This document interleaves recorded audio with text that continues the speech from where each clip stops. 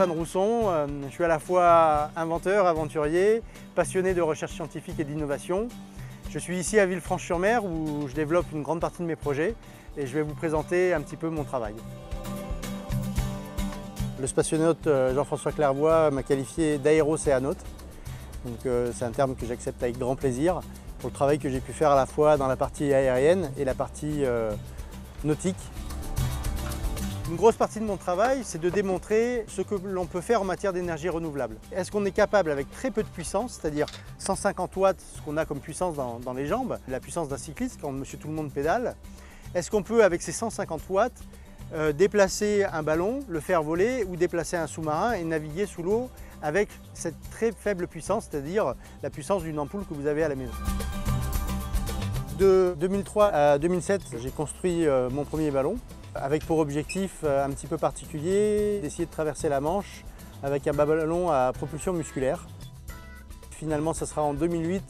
J'ai effectué 2 tentatives. Dans la seconde tentative, j'ai fait 36 km, 8 heures de pédalage et j'ai dû échouer à quelques kilomètres des côtes françaises suite à un vent qui, après 8 heures, s'était mis à tourner et m'amenait dans le sens contraire sur lequel j'avais plus assez de puissance au niveau des jambes pour aller contrer tout ça et terminer ma route.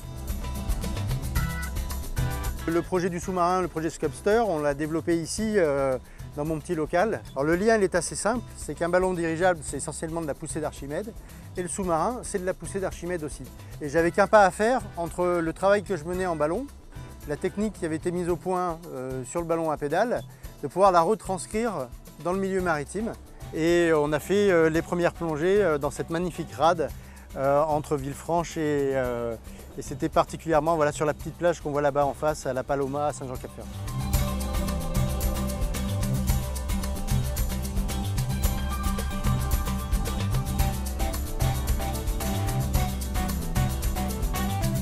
On a pu développer une petite machine extrêmement maniable et qui m'a permis de remporter avec l'équipe le prix de l'innovation dans le plus grand centre de recherche des États-Unis à Bethesda.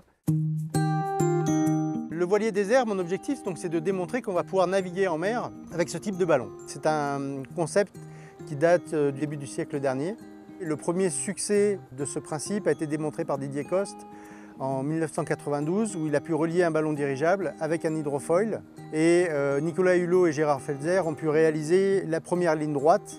Et entre 2007 et 2011, avec 2 autres collègues architectes navals, on est arrivé à sortir la solution pour trouver le mécanisme qui allait nous permettre de naviguer. Donc le mot naviguer, c'est de pouvoir choisir sa route en fonction du vent.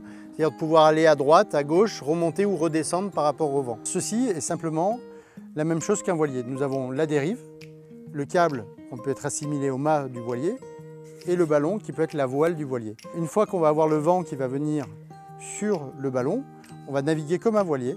Là, je vais faire du travers, je vais remonter au vent, je bascule, je fais mon virement de bord et je descends. Et donc, à partir du moment où on arrivait à trouver ce concept-là, on allait ouvrir une nouvelle voie de système de navigation pour les ballons sur le vol maritime.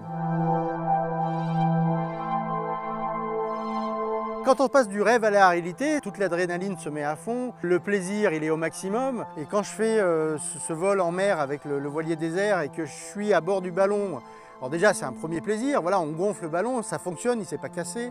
On monte à bord, tout va bien, on arrive à l'équilibrer, on équilibre une bulle de gaz. Et à partir du moment où on commence à naviguer, et là on a le 100% de plaisir. Ce sont des moments purement personnels pour le coup, qu'on essaye de faire partager au grand public via des images et via des photos.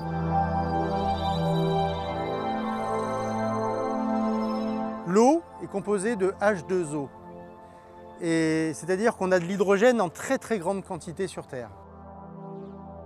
On va pouvoir utiliser cet hydrogène dans une pile à combustible et ça va nous donner de l'électricité. La production de cette énergie électrique a comme pour déchet de reconstituer de l'eau. C'est l'énergie la plus renouvelable et la plus parfaite qu'on puisse avoir et il faut encourager la recherche d'aller dans la direction du travail sur l'hydrogène. La première application qu'on va pouvoir développer, ça va être une application passager de croisière. Aujourd'hui, Zeppelin ou Goodyear refont voler des passagers avec des ballons de 19 places et on peut très bien imaginer utiliser ce système pour Zeppelin une fois qu'ils sont ici à l'aéroport de Nice embarquer des passagers, décoller avec leur moteur, une fois qu'ils sont au-dessus de la mer, donc c'est-à-dire tout de suite mettre le système en place dans l'eau, utiliser le vent pour naviguer jusqu'en Corse. À l'approche des côtes corses, on retire le système de l'eau, on le remonte à bord et on remet en marche les moteurs et on vient se poser sur l'aéroport de Calvi. L'avenir du projet, c'est de continuer l'aventure et lancer la première phase du programme de recherche, c'est-à-dire lancer la campagne d'essai qui va me permettre de traverser entre le continent et la Corse. J'espère pouvoir le réaliser d'ici fin 2015. Pour tous ceux qui désirent en savoir plus sur nos projets, vous pouvez nous suivre sur notre site www.rousson.org, sur lequel vous retrouvez le projet Voilier désert, avec le dossier technique, les dossiers de présentation. Vous pouvez aussi retrouver d'autres projets sur le site, comme le sous-marin Sculpster ou le bateau l'Aérocéanographe que je restaure ici même à Villefranche.